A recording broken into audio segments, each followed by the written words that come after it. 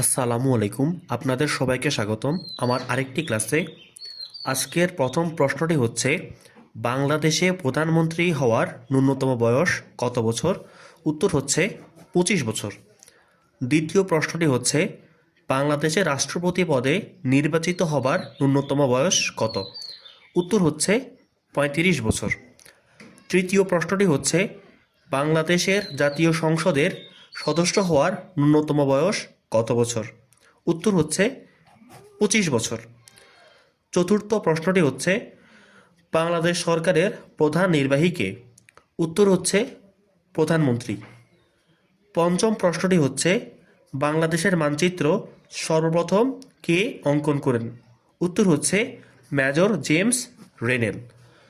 ক্লাসটি ভালো লাগলে এবং এরকম আরও ক্লাস পেতে চাইলে আমাকে ফলো সাবস্ক্রাইব করে পাশে থাকবেন। আসসালামু আলাইকুম।